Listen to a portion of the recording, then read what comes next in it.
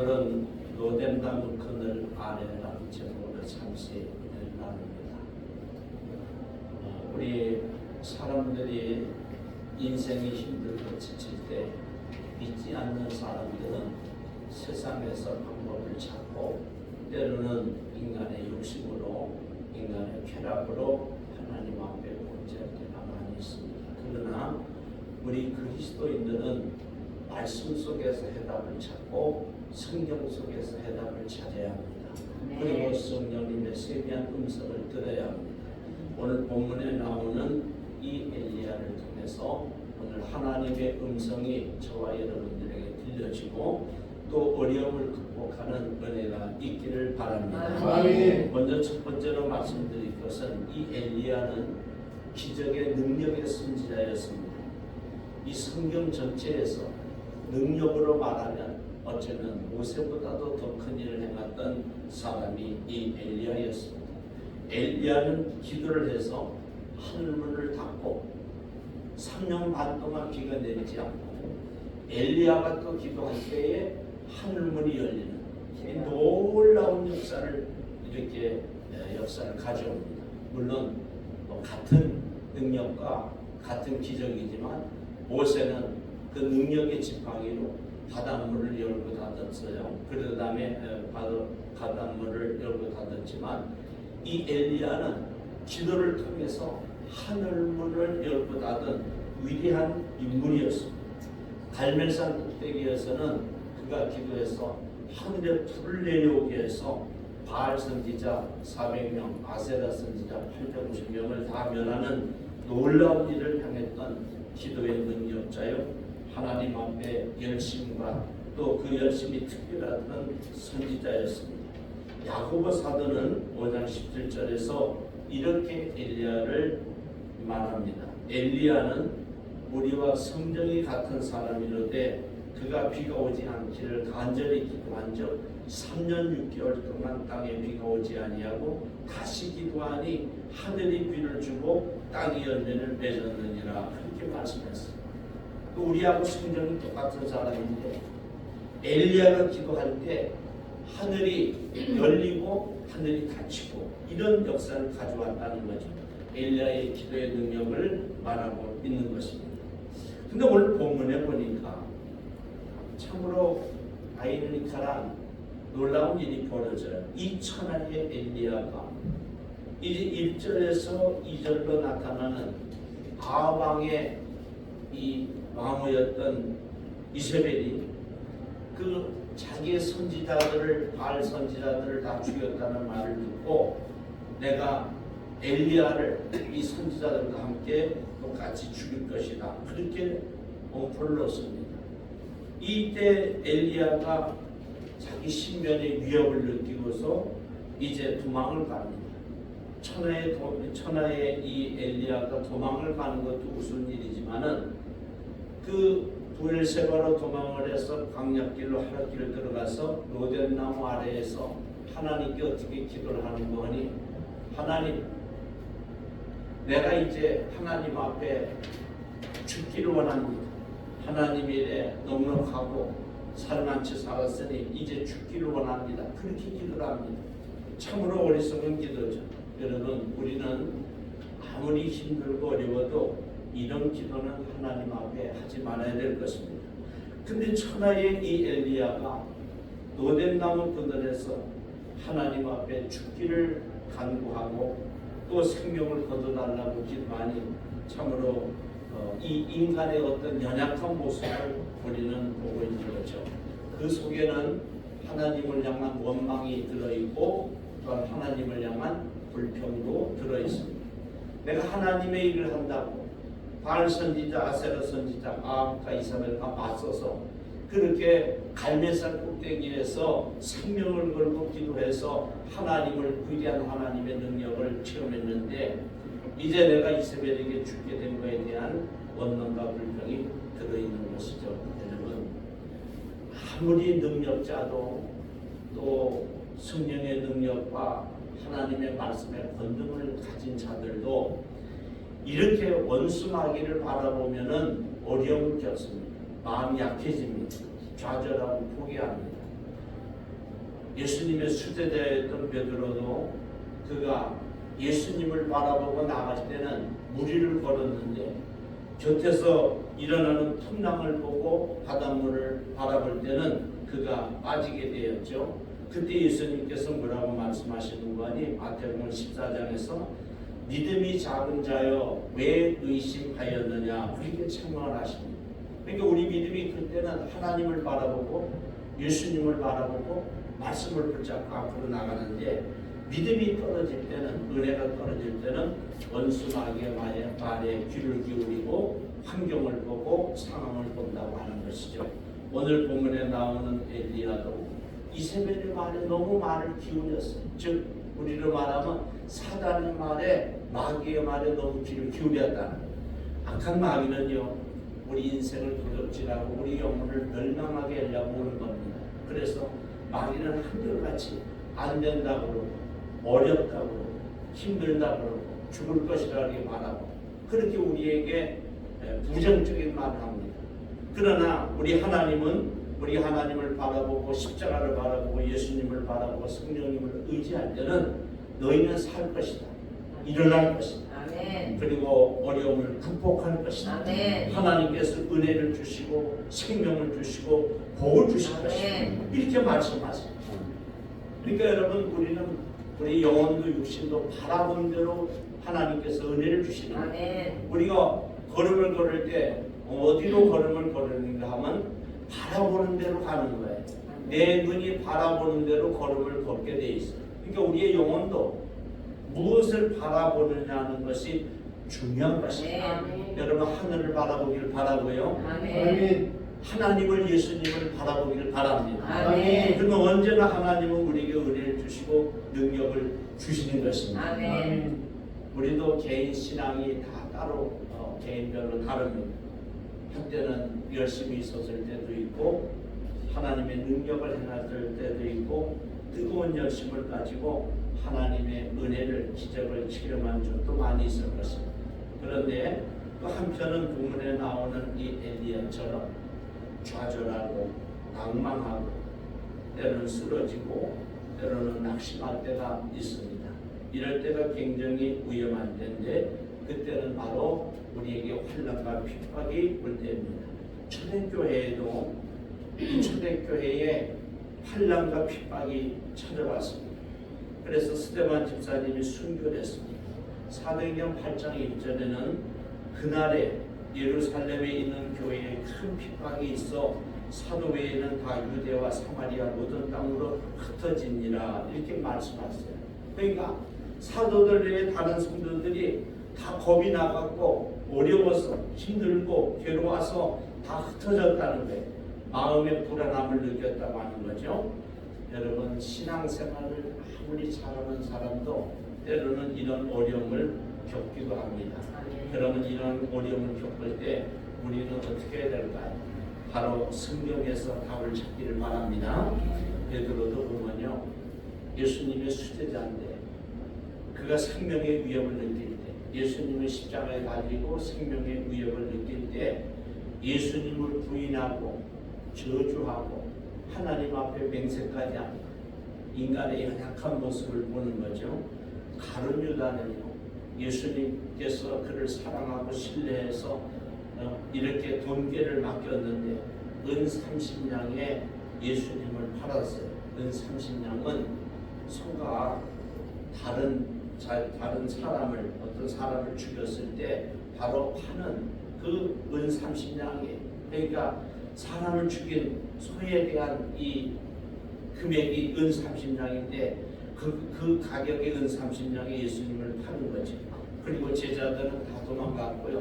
예수님이 부활하셨는데도 도망을 예수님의 부활을 의심하지 않는다. 그러니까 환난과 핍박이 왔을 때 엘리야도 예수님의 제자들도 베드로도 초대교회 성도들도 다 이렇게 낙심하고 좌절하고 포기하는 것을 봅니다. 그래서 인간은 우리 육신을 가지고 있는 동안에는 그 어떤 한계를 넘어설 수가 없어요. 우리는 신앙생활 잘하다가도 때로는 넘어지고 때로는 좌절하고 포기하고 낙심하고 불안할 때가 있습니다. 이럴 때 이제 오늘 본문에 나오는 이어지는 말씀을 한번 살펴보기를 원합니다. 하나님께서 이 낙심하고 좌절한 이 엘리야를 노뎀나무 아래서 아주 누워서 자는데 천사를 보내십니다. 천사를 보내서 성경에 오늘 5절에 보니까 어루만지셨다. 천사가 그를 어루만지면서 그에게 이르되 일어나서 먹으라 그렇게 말씀하시고 숯불에 구운 떡과 물 한 병을 먹게 합니다. 그래서 그것을 이 엘리야가 먹고 힘을 얻어서 이제 40주 40일 대단하죠. 40일 동안을 밤낮으로 그가 걸어서 호렙산에 이르러서 호렙산에서 하나님으로부터 사명을 받고 그 사명을 완수하게 됩니다. 놀라운 일이죠. 오늘 성경을 제가 찾아봤더니 이 어루만진다는 뜻이 무거하니 이것은 히브리어로 나가다 그러는데 이것은 손을 대다 안수하다 그런 뜻이에요. 그러니까 우리가 힘들고 어려워서 지치고 피곤하고 낙심하고 불안할 때 하나님은 천사를 보내서 우리를 안수해 주셔서 어루만져 주셔서 새 힘을 얻게 한다는 것입니다. 아멘. 베드로도요 복음을 전하다가 감옥에 갇혔어요. 얼마나 낙심이 될까요? 얼마나 힘이 들었을까요? 그런데 그가 잠을 잘 때 하나님께서 천사를 보내서 이 베드로를 깨웁니다. 그 베드로를 깨우고서 이 몸에 묶여있던 쇠사들을 다 풀어주시고 쇠 문이 2번씩이나 있는데 그 문을 다 통과할 수 있도록 문을 열어주십니다. 할렐루야. 아멘. 신비한 일이죠. 여러분 하나님께서 우리를 어루만져 주시면 이런 신비한 일이 일어납니다. 기적이 일어나고 역사가 일어나는 것이고 사람이 이렇게 우리의 이성과 우리의 지식으로 경험할 수 없는 놀라운 일을 하나님께서는 우리에게 행해 주신 겁니다. 오늘 이 베드로를 또 엘리야를 어루만져 주셨던 하나님께서 저와 여러분을 어루만져 주시는 은혜가 있기를 바랍니다. 하나님이 어루만져 주시면 내 영도 살고 내 육신도 살고 우리 아들 딸도 살고 가정도 살고 교회도 살고 민족도 삽니다. 어떤 질병이 있든지 하나님께서 어루만져 주시면 병이 낫게 되는 것입니다. 다니엘서 10장 10절에는 다니엘이 아주 혼절하다시피 정신을 잃고 쓰러져 있을 때에 하나님께서 천사를 보내서 어루만지셔서 그가 일어나도록 손바닥이 땅에 닿고 무릎이 땅에 닿을 수 있도록 일으키는 장면이 나옵니다. 우리는 신앙생활 하다가 또 복음 전하다가 하나님의 일을 하다가 정말 힘들고 어렵고 낙심해서 지치고 피곤할 때가 있습니다. 그럴 때 하나님 앞에 기도하면 하나님께서 천사를 보내셔서 우리를 어루만져 주시고 일으켜 주시는 병이 들었을 때도 마찬가지죠. 마태복음 8장에는 베드로의 장모가 병이 들었는데 예수님께서 그 손을 만져주셔서 열병을 고쳐주십니다. 예수님의 손길이 닿기만 하면 죽은 자도 다 살아나는 것입니다. 오늘 우리 이 예배와 말씀을 통해서 성령으로 또 천사를 통해서 성령으로 어루만져 주시는 그 은혜를 체험할 수 있기를 바랍니다. 그래서 성령에서 파라클레토스라고 해요. 그래서 우리나라 말로는 보혜사 성령님이라는 우리를 만져주시고 위로해 주시고 고쳐주시고 또 변호해 주시고 그런 분이 바로 성령님이시더라고요. 오늘 이 말씀을 들을 때에 고넬료의 가정처럼 성령께서 운행하셔서 우리 모두의 마음을 어루만져 주시는 은혜가 있기를 바랍니다. 이렇게 하나님께서 엘리야를 어루만져 주시고 나니까 엘리야가 떡을 먹고 물을 마시고서 새 힘을 얻었어요. 그리고 하나님으로부터 새로운 사명을 얻게 됐어요. 여러분 혹시 연세가 많으신 분들은 내가 이 나이에 뭘 할까 그러지 마시고 모세를 80에 하나님께서 불러주세요. 나이 80에.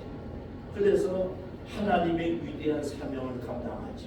엘리야도 지금 천하 엘리야가 지치고 피곤할 때 하나님께서 그를 어루만져 주셔서 새 힘을 얻게 하시고 이제 사명을 주시는데, 첫째는 하살에게 기름을 부어서 아람 왕이 되게 하고, 두 번째는 예후에게 기름을 부어서 이스라엘 왕이 되게 하고, 세 번째는 아벨 무올라 사바세 아들 엘리사에게, 이 엘리야의 후계자죠, 기름을 부어 엘리야를 대신하여 선지자가 되게 합니다. 하나님께서 우리에게 새 힘을 주시고 능력을 주시는 이유는 새로운 사명을 주십니다. 이때까지도 많은 일을 우리가 하고, 이때까지 하나님께서 많이 우리를 사용해 주셨지만, 우리가 힘들고 지치고 낙심할 때 어루만져 주시면서 먹을 것과 마실 물을 주시고서 새로운 사명을 주시는 것입니다. 이제 저와 여러분이 이 땅에 살면서 하나님께서 주시는 새로운 사명을 감당해야 합니다. 엘리야는 힘들었지만 괴로웠지만, 얼마나 힘들었으면 하나님 앞에 죽기를 강구할까요? 그러나 하나님께서 천사를 보내셔서 그를 어루만져 주시고 새롭게 힘을 얻어서 그는 이제 하나님의 사명을 감당하고, 열왕기하 2장 11절에는 불말과 불병거를 타고 불수레를 타고 죽음을 맛보지 않고 하늘로 올라가게 됩니다. 할렐루야. 아멘. 이거 참 놀라운 일 아니에요. 히브리서에도 사람이 태어나면 한 번 죽는 건 하나님이 다 정하신 것인데, 에녹과 엘리야 같은 사람은 죽음을 맛보지 않고 하늘로 올라갑니다. 그것도 엘리야는 불만과 불병거를 타고 올라가는데 참으로 놀라운 일이죠.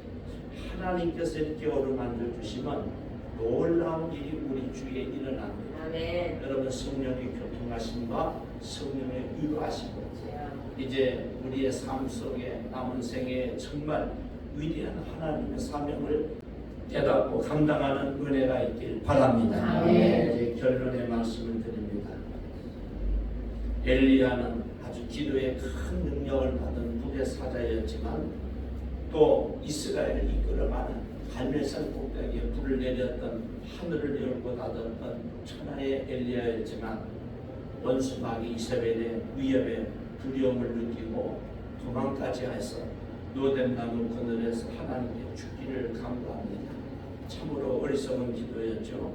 그런데 그런 엘리야를 하나님은 책망하지 않으시고, 또 그런 엘리야에게 하나님께서 은혜를 베풀어 주셔서 어루만져 주시면서 새 힘을 주시고 새 능력을 주셔서 새 사명을 감당케 하십니다. 우리도 마찬가지입니다. 힘들고 지칠 때, 또 낙심하고 좌절할 때 하나님께서 위로의 성령님을 보내주시고 천사들을 보내주셔서 새 힘을 얻게 하시고 하나님 앞에 사명을 감당케 하십니다. 오늘 이 시간 우리가 그 하나님을 굳게 믿고 하나님을 바라보면서 성령님을 인정하고 환영하고 모셔드리면서 우리에게 천사들을 보내주시는 하나님께 감사하고, 우리를 어루만져 주시는 그 천사의 능력을 통해서 다시 한번 일어나셔서 남은 생애를 하나님의 사명을 감당하는 우리 모두가 될 수 있기를 축원합니다. 기도드리겠습니다.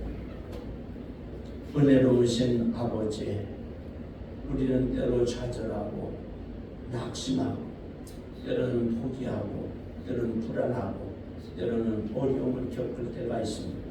그럴 때 환난과 또한 우리의 주위에 일어나는 풍랑과 또 어려운 환경을 바라보지 말게 하시고, 악한 원수마귀의 게임에 빠지지 말게 하시고, 하나님의 말씀을 붙잡고 성령님을 모셔드리고 천사들을 통해서 하나님의 사명을 감당할 수 있는 은혜를 우리에게 내려주옵소서. 새로운 사명을 주시옵소서. 우리를 어루만져 주시옵소서. 우리에게 위로와 평안과 새 힘을 주시고 성령의 능력을 허락하여 주옵소서. 그리하여 넉넉히 이기게 도와주시고 승리의 노래를 부르며 간증하고 하나님 앞에 영광의 삶을 살게 하시옵소서. 오늘도 우리를 어루만져 주시는 예수님의 이름으로 기도드리옵나이다. 아멘.